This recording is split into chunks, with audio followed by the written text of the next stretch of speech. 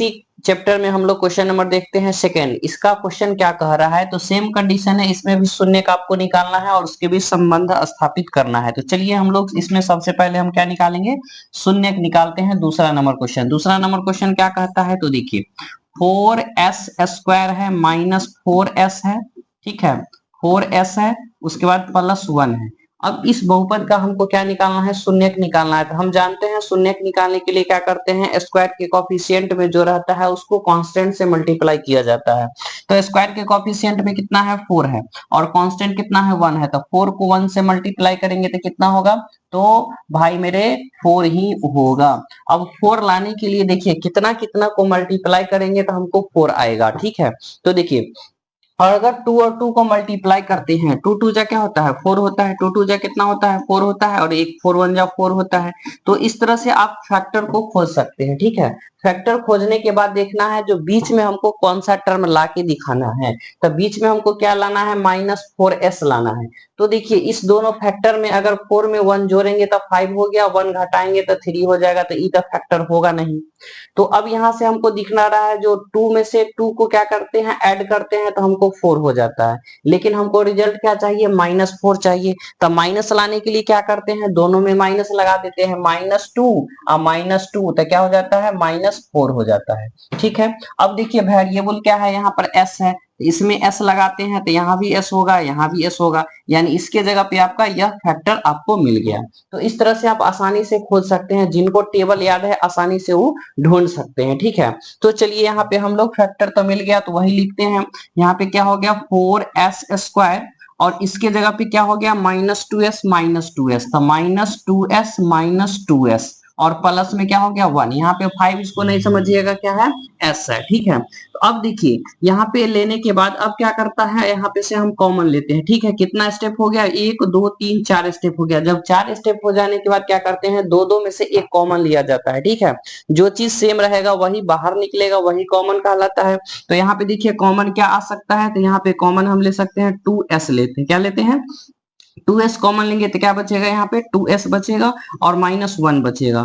Finally यहाँ पे से क्या कॉमन आएगा, तो देखिए ये दोनों टर्म में कुछ सेम नहीं है, तो जब कुछ सेम नहीं मिलेगा तो हमको क्या कॉमन लेना है, 1 कॉमन लेना है, ठीक है। तो यहाँ पे हम 1 कॉमन लेते हैं तो कितना बचेगा, 2s - 1 बचेगा, ठीक है। फाइनली देखिए दोनों कोस्ट सेम आ गया, तो यहाँ पे क्या हो गया, 2s - 1 हो गया, और एक क्या बन गया, 2s - 1 हो गया। अब यह क्या रिप्रेजेंट होगा, मेरा गुणनखंड रिप्रेजेंट होता है। यहाँ से हमको क्या निकालना है, शून्यक। तो जो गुणनखंड निकलता है उसको अगर हम 0 के बराबर करते हैं तो वहां से मेरा क्या निकलता है, शून्यक निकलता है। तो यहाँ पे हम क्या करते हैं, लिखेंगे, चूंकि शून्यक के लिए, किसके लिए, शून्यक के लिए, शून्यक के लिए, और इसको क्या करते हैं हम 0 के बराबर करते हैं। तो 2s - 1 बराबर में क्या हो गया, 0, और 2s - 1 बराबर में क्या हो गया, 0। तो यहाँ से बताइए 1 उधर जाएगा तो क्या बचेगा, 2s बराबर में क्या बन गया, 1। यहाँ पर भी 2s बराबर में क्या बन गया, 1। तो s बराबर में क्या बन गया, 1/2, और फिर यहाँ पे क्या बन गया, 1/2। यानी यह आपका क्या रिप्रेजेंट होगा, तो शून्यक रिप्रेजेंट होगा, ठीक है। हम जानते हैं द्विघात बहुपद के कितने शून्यक होते हैं, तो द्विघात बहुपद के 2 शून्यक होते हैं, क्योंकि उसका मैक्सिमम पावर कितना होता है, 2 होता है।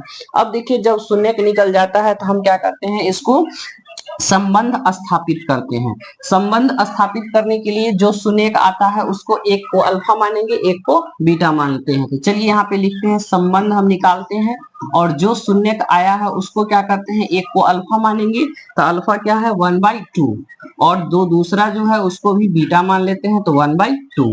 अब देखिए शून्यक निकालने के लिए हमको क्या करना पड़ता है, योगफल और गुणनफल निकालना पड़ता है, ठीक है। तो देखिए फर्स्ट में लिखते हैं यहाँ पे शून्यकों का योगफल, जो कि हम लोग फॉर्मूला जानते हैं। शून्यकों का योग क्या होता है, अल्फा प्लस बीटा। क्या होता है, अल्फा प्लस बीटा। कितना होता है, -b/a होता है।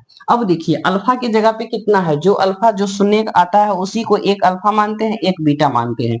अल्फा की जगह पे 1/2 और प्लस में 1/2। अब बराबर में देखिए माइनस है तो माइनस। बी के जगह पे देखिए कितना रिप्रेजेंट होगा, तो देखिए बी के जगह पे कितना है, -4, -4। बी के जगह पर, और ए के जगह पे देखिए कितना है, तो 4 है, तो यहाँ पे ए के जगह पे कितना हो गया, 4 हो गया। अब यहाँ पे हम क्या करेंगे, एलसीएम लेंगे। तो चलिए एलसीएम लेते हैं। तो यहाँ पे एलसीएम जब हम लेते हैं तो क्या बन गया 2, तो यहाँ पे क्या है 1 + 1, फाइनली क्या हो गया माइनस माइनस प्लस, तो 4/4। तो यहाँ पे क्या बन गया 2/2 बराबर में कितना हो गया 4/4। ये कैंसिल हो गया 1 और ये कैंसिल हो गया 1, तो कितना बन गया 1 इक्वल में 1। तो अब देखिए ये मेरा क्या हो गया, ये तो शून्य का योगफल प्रूफ हो गया। ठीक है, इसी तरह से हमको क्या प्रूफ करके दिखाना है, तो गुणनफल। तो चलिए अब हम लोग इसी में हम लोग क्या प्रूफ करेंगे, तो गुणनफल प्रूफ करते हैं। चलिए देखिए गुणनफल किस तरह से हम लोग प्रूफ करते हैं।